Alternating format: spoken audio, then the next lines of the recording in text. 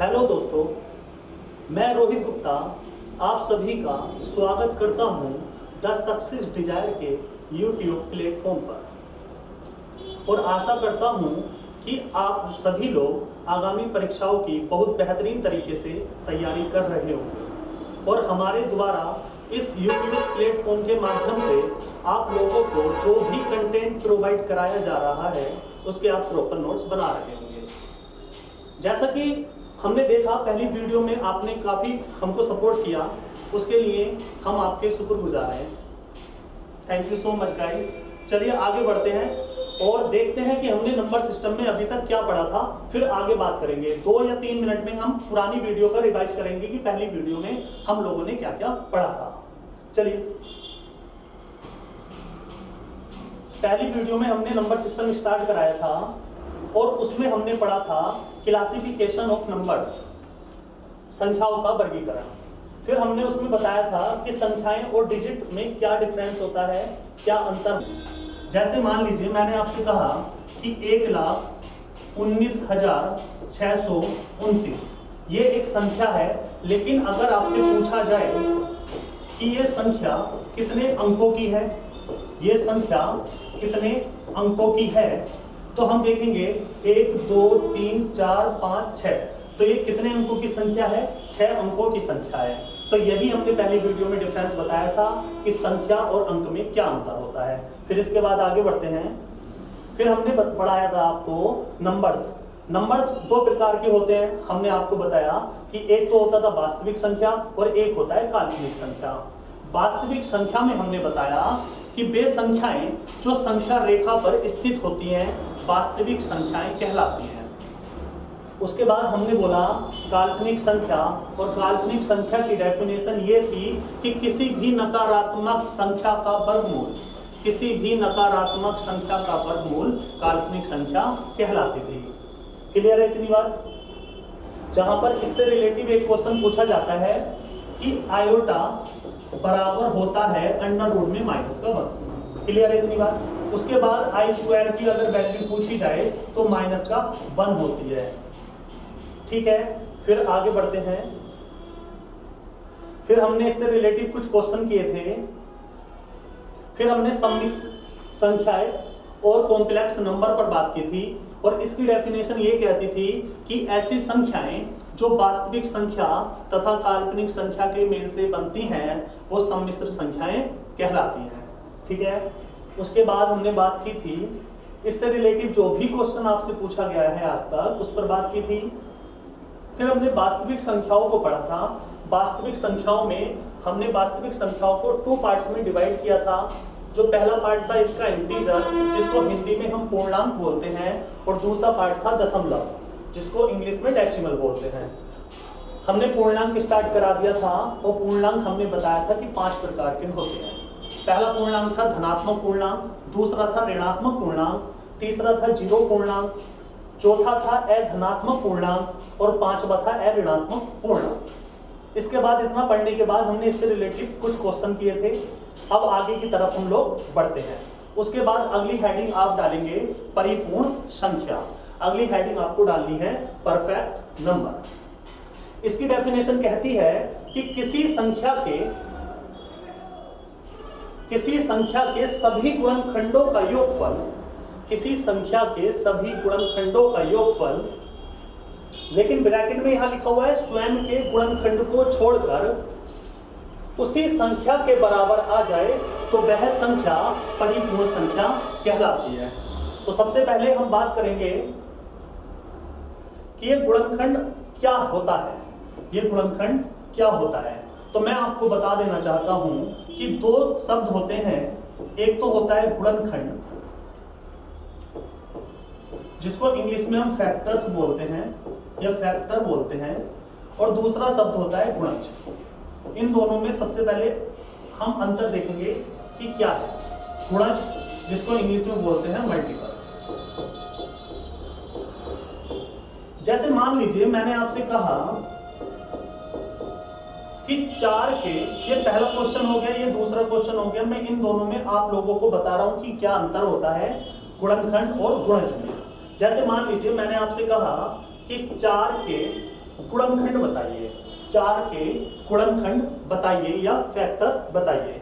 तो वो सारे नंबर्स होते हैं फैक्टर जो उस संख्या को डिवाइड कर दें। जैसे हमें पता है कि 1 भी 4 को डिवाइड करता है, 2 भी 4 को डिवाइड करता है, 4 भी 4 को डिवाइड करता है। तो हम कहेंगे कि 4 के गुणनखंड कौन कौन से हो गए, 1 हो गया, 2 हो गया और 4 हो गया। ये होते हैं इसके गुणनखंड। अगर बात की जाए कि 4 के गुणज बताइए, तो 4 के गुणज क्या होते हैं, 4 हो गया, 4 के मल्टीपल बताने हैं आपको, 8 हो गया, 12 हो गया, 16 हो गया और इसी प्रकार आगे बढ़ता चला जाएगा। कुल मिला के ये है कि 4 के अगर आपसे गुणज पूछ रहा है तो हमें 4 का टेबल ही पढ़ना है, 4 का पहाड़ा ही पढ़ना है। तो मैं आशा करता हूं कि गुणनखंड और गुणज में आपको अंतर पता चल गया होगा। उसके बाद जैसे कि आप जानते हो कि परिपूर्ण संख्या की डेफिनेशन में कहा गया था कि किसी भी संख्या के गुणनखंड, मान लीजिए मैंने एक संख्या ली 4, मैंने एक संख्या क्या ले ली भाई, 4 ले ली, और मैं आपसे कह रहा हूं कि इसके गुणनखंड बताइए, क्योंकि इसकी डेफिनेशन में क्या बोला गया, किसी संख्या के सभी गुणनखंड। तो इसके गुणनखंड किए हमने, 1 से भी कटता है, 2 से भी कटता है, 4 से भी कटता है, तो 4 के गुणनखंड ये आ गए। उसने बोला सभी गुणनखंड का योगफल, लेकिन ब्रैकेट में एक लाइन लिखी उसने, और क्या लिखा उस लाइन में कि स्वयं के गुणनखंड को छोड़कर स्वयं का जो गुणनखंड होगा, जैसे मैं आपसे कहूं कि 4 का इट्स सेल्फ फैक्टर जो होगा, स्वयं का जो गुणनखंड होगा वो क्या होगा, 4 ही होगा। तो इसको छोड़कर अन्य जितने भी गुणनखंड बचे उनका योगफल हमें चेक करना है, और इनका योगफल अगर इसी संख्या के बराबर आ जाए तो ये संख्या परफेक्ट नंबर या परिपूर्ण संख्या कहलाएगी। क्लियर है इतनी बात। जैसे यहां पे हमने इन दोनों का योगफल देखा तो कितना आया, 3 आया, और 3 4 के बराबर नहीं होता, इसका मतलब ये एक परिपूर्ण संख्या नहीं होगी। क्लियर है इतनी बात। आगे बढ़ते हैं, किसी और नंबर पर चेक करते हैं। जैसे मान लीजिए मैंने आपसे कहा 5, तो 5 के गुणनखंड अगर हम करेंगे तो 5 1 से भी कटता है और 5 से भी कटता है, लेकिन इसकी डेफिनेशन के अनुसार स्वयं का गुणनखंड 5 को छोड़कर जो अन्य गुणनखंड बचे उनका योगफल क्या इसी संख्या के बराबर आ रहा है, नहीं आ रहा, क्योंकि यहाँ पे 1 है, यहाँ 5 है, इसका मतलब 5 भी परिपूर्ण संख्या नहीं होगी। क्लियर है इतनी बात। अगली संख्या पर चेक करते हैं। अगली संख्या ले लेते हैं 6। 6 के गुणनखंड करते हैं तो 6 1 से भी कटता है, 2 से भी कटता है, 3 से भी डिवाइड होता है और 6 से भी डिवाइड होता है। इसकी डेफिनेशन के अनुसार स्वयं के गुणनखंड को छोड़कर अन्य जितने भी गुणनखंड आपके रह गए उनका योगफल हमने देखा कितना आया, 3 और 2 5 और 1 6, और 6 इसी संख्या के बराबर आ गया। इसका मतलब परिपूर्ण संख्या की जो डेफिनेशन थी वो इस नंबर पर सेटिस्फाई हो गई। तो हम कह सकते हैं कि 6 यहाँ पे क्या है, एक परिपूर्ण संख्या है। 6 यहाँ पे क्या है, एक परिपूर्ण संख्या है। क्लियर है इतनी बात। क्लियर है इतनी बात। अक्सर एग्जाम में ये क्वेश्चन पूछा जाता है कि बताइए सबसे छोटी परिपूर्ण संख्या क्या होती है, तो आपका आंसर क्या आएगा, सबसे छोटी परिपूर्ण संख्या क्या होती है, 6 होती है। क्लियर है इतनी बात। या आपसे ये भी पूछा जा सकता है कि एक अंक की परिपूर्ण संख्या क्या होगी, तो एक अंक की परिपूर्ण संख्या क्या होगी, 6 होगी। या क्वेश्चन की लैंग्वेज चेंज करके आपसे यह भी पूछा जा सकता है कि सबसे छोटी परिपूर्ण संख्या क्या होगी, 6 होगी। क्लियर है इतनी बात। आगे बढ़ते हैं। अगर आपसे पूछा जाए कि दूसरे नंबर पर जो परिपूर्ण संख्या खोजी थी वो क्या है, या 2 अंक की परिपूर्ण संख्या अगर आपसे पूछा जाए, 2 अंकों की परिपूर्ण संख्या अगर आपसे पूछा जाए तो आपका आंसर आएगा 28। 2 अंक की परिपूर्ण संख्या क्या होती है, 28 होती है। चलिए चेक कर लेते हैं एक बार। 28 के हम सबसे पहले देखेंगे गुणनखंड। तो 28 1 से भी कटता है, 2 से भी कटता है, 4 से भी कटता है, 7 से भी कटता है, उसके बाद 14 से भी कटता है और 14 के बाद 28 से भी कटता है। तो 28 के ये सारे क्या हो गए? गुणनखंड हो गए। क्लियर है? लेकिन इसकी डेफिनेशन के अनुसार स्वयं के गुणनखंड को छोड़कर अन्य जितने भी गुणनखंड रह गए उनका अगर हम योगफल करके देखेंगे तो देखेंगे कि 28 के बराबर ही आ रहे हैं। भाई 14 और 7 21, 21 और 4 25, 25 और 2 27 और 1 28, तो इसी संख्या के बराबर आ रहे हैं। इसका मतलब दूसरी परिपूर्ण संख्या जो होगी वो 28 होगी। क्लियर है इतनी बात? चलिए, आज तक जो भी एग्जाम में क्वेश्चन परिपूर्ण संख्या से रिलेटिव पूछा गया है वो सिर्फ और सिर्फ 2 क्वेश्चन पूछे गए हैं और वो ये क्वेश्चन पूछे गए हैं कि सबसे छोटी परिपूर्ण संख्या क्या होती है, तो आपका आंसर आएगा 6। अगर आपसे ये पूछा जाए कि 2 अंकों की या दूसरे नंबर की परिपूर्ण संख्या क्या होती है, तो आपका आंसर आएगा 28। अब थोड़ा सा हम आगे इसके लेवल को बढ़ा के चलेंगे। हमें 3 अंकों की और 4 अंकों की भी जाननी है क्योंकि एग्जाम का लेवल अब टफ आने लगा है। क्लियर है? तो 3 अंकों की अगर बात की जाए कि परिपूर्ण संख्या 3 अंकों की क्या है, तो आपका आंसर आएगा 496। क्लियर है? अगर आपसे पूछा जाए 4 अंकों की परिपूर्ण संख्या क्या होती है, तो आपका आंसर आएगा 8128। क्लियर है? आप इतना ही याद कर लीजिए, यहां तक ये एग्जाम में आपसे पूछा जा सकता है। इसके अलावा अगर आपसे परिपूर्ण संख्या से रिलेटेड कोई भी अन्य क्वेश्चन पूछा जाएगा तो ये पूछा जाएगा कि स्टार्टिंग की जो 5 परिपूर्ण संख्याएं हैं वो किसके द्वारा खोजी गई हैं और कौन सी सन में खोजी गई हैं। इस पर बात करते हैं। चलिए, तो हम कहेंगे स्टार्टिंग की या शुरुआत की जो 5 परिपूर्ण संख्याएं हैं वो 400 वर्ष पूर्व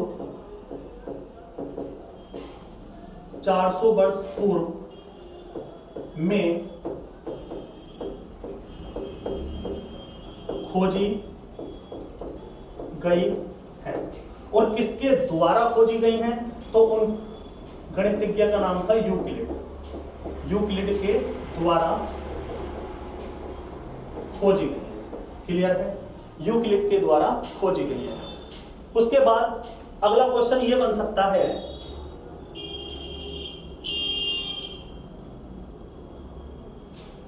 कि अभी तक टोटल कितनी परिपूर्ण संख्याएं खोजी गई हैं। तो कुल परिपूर्ण संख्याओं की बात की जाए कि कुल परिपूर्ण संख्याएं कितनी खोजी जा चुकी हैं, तो कुल परिपूर्ण संख्याएं 51 खोजी जा चुकी हैं। क्लियर है? फिर इससे रिलेटिव जो क्वेश्चन ये पूछा जा सकता है कि 51वीं परिपूर्ण संख्या कब खोजी गई, तो 51वीं परिपूर्ण संख्या 2018 में खोजी गई। और किसके द्वारा खोजी गई? तो उन गणितज्ञ का नाम था लारोचे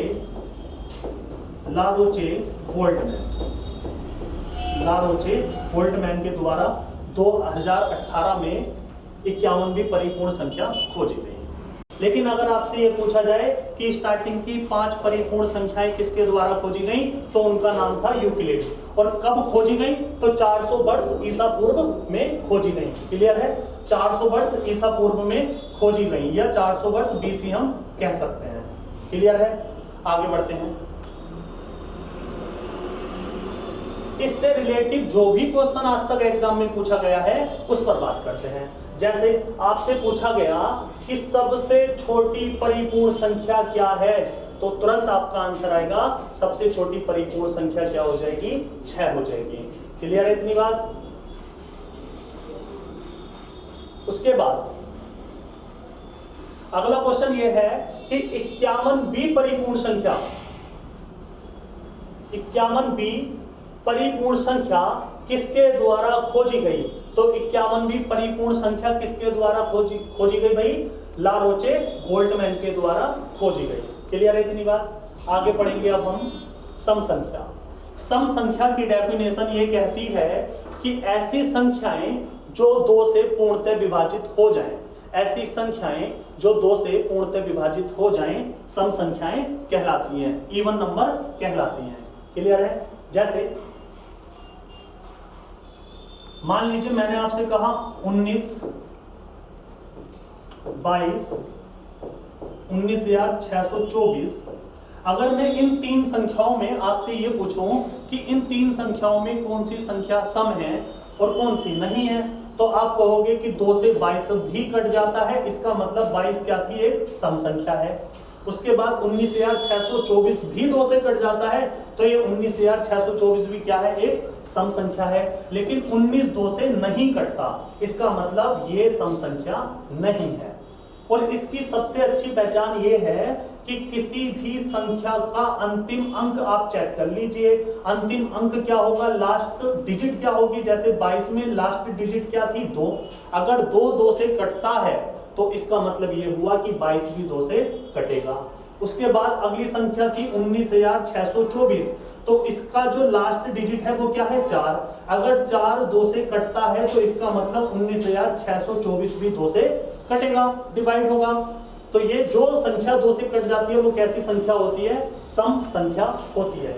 या आप इस तरीके से भी पहचान कर सकते हो कि किसी संख्या के अंत में अगर 0, 2, 4, 6, 8 आ जाए, किसी संख्या के अंत में अगर 0, 2, 4, 6, 8 आ जाए तो वो संख्या क्या कहलाई जाएगी? आपकी सम संख्या कहलाई जाएगी। क्लियर है इतनी बात? अब इससे रिलेटेड सिर्फ और सिर्फ एक क्वेश्चन एग्जाम में पूछा जाता है, और वो क्वेश्चन ये है कि 0 सम संख्या है या विषम संख्या है। उस पर बात करते हैं। यहां पर अगर मैं आपसे कहूं कि एक संख्या रेखा ले लीजिए और संख्या रेखा -∞ से +∞ की तरफ जाती है, मिडिल में इसके 0 आ जाएगा। यहाँ पे अगर राइट साइड में चलेंगे तो 1, 2, 3, 4, 5, 6। उसी प्रकार अगर हम लेफ्ट साइड में चलेंगे 0 के तो आएगा -1, -2, -3, -4, -5, -6। अब हमें चेक क्या करना है? चेक हमें ये करना है कि 0 एक सम संख्या है या नहीं है। तो हम आपसे ये कहेंगे कि इस संख्या रेखा पर जितने भी अंक हैं उसमें से आप एक सम संख्या पकड़ लीजिए, कोई भी जो आपके मन में हो वो एक सम संख्या पकड़ लीजिए। चलो मैं आपसे कहता हूं कि हमने एक सम संख्या पकड़ ली 4। अब मैं आपसे कहूंगा जब आप एक सम संख्या पकड़ लोगे तो उसमें या तो आप 2 जोड़ते चले जाओ या 2 घटाते चले जाओ, आपको हमेशा ही एक सम संख्या प्राप्त होगी। जैसे 4 में अगर मैं 2 जोड़ूंगा तो 6 भी एक सम संख्या प्राप्त होगी, 6 में 2 जोड़ूंगा तो 8 भी एक सम संख्या प्राप्त होगी। अगर 4 में -2 करूंगा तो 2 भी एक सम संख्या प्राप्त होगी। अगर 2 में -2 करूंगा तो 0 भी एक सम संख्या होगी। 0 भी क्या होगी? एक सम संख्या होगी। क्लियर है इतनी बात? और अगर मैं 0 में -2 करूंगा तो क्या आएगा? -2, तो -2 भी क्या होगी? सम संख्या होगी। -4 भी सम संख्या होगी, -6 भी सम संख्या होगी। तो यहां से पता चला कि 0 एक सम संख्या होती है। क्लियर है इतनी बात? आगे बढ़ते हैं।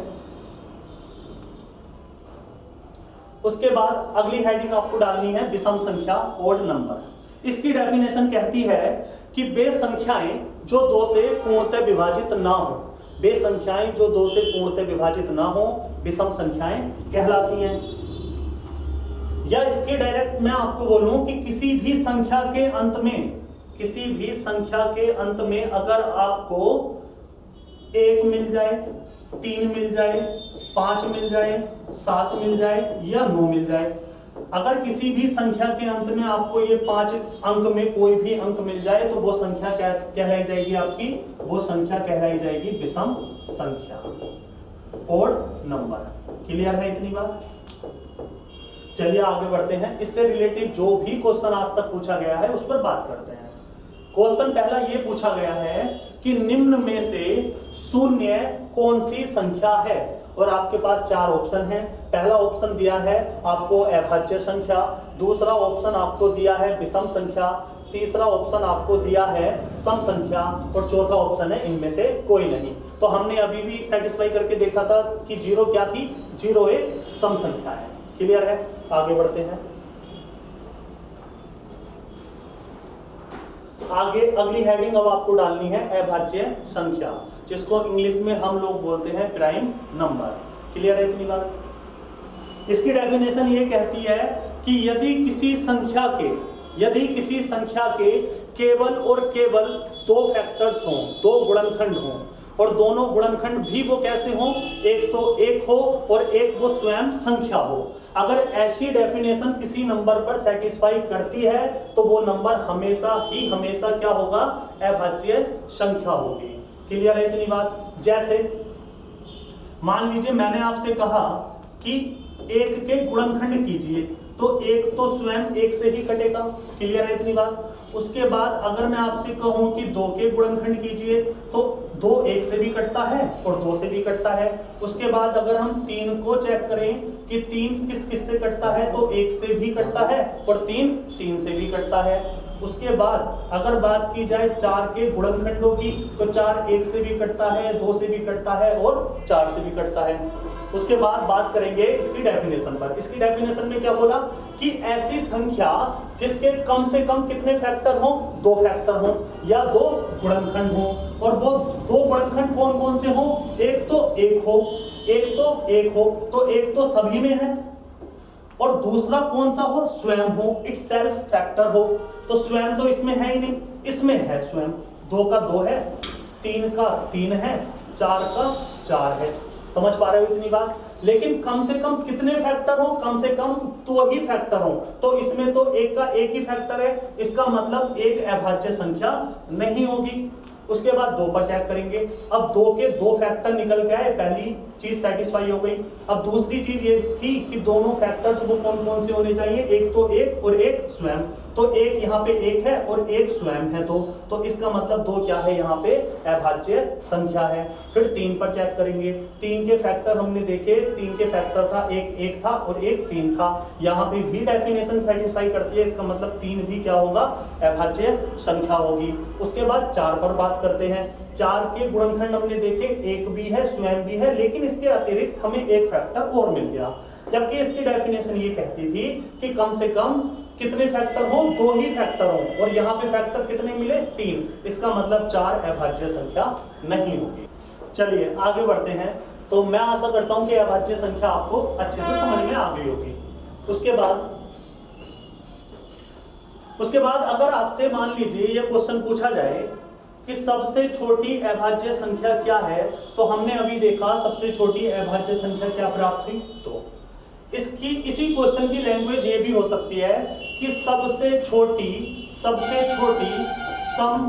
अभाज्य संख्या क्या होगी, सम अभाज्य संख्या क्या होगी, तब भी आपका आंसर क्या आएगा, दो आएगा। क्लियर है इतनी बात? अगर आपसे पूछे कि सबसे छोटी अभाज्य संख्या, तो भी आपका आंसर दो।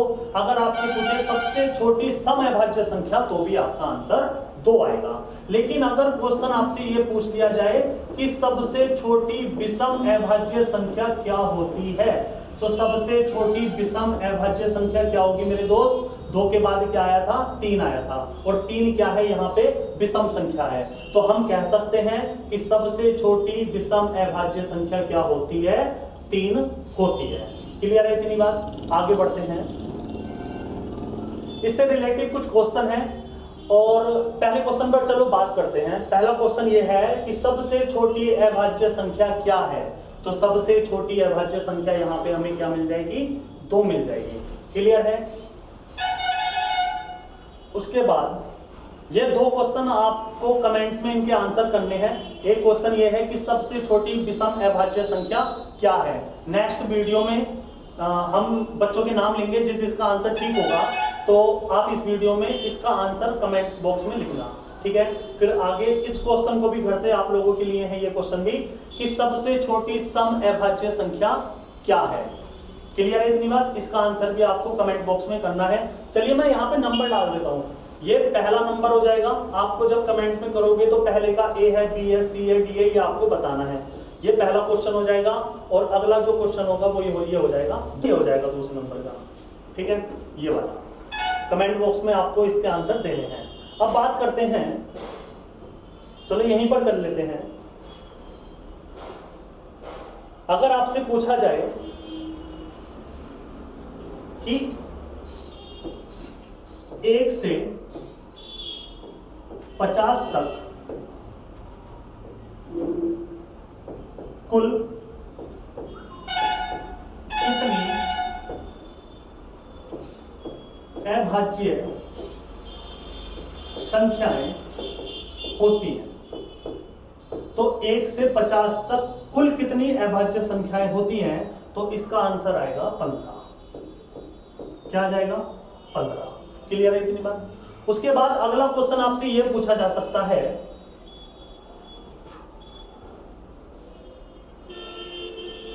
कि 1 से 100 तक कुल कितनी अभाज्य संख्याएं होती हैं।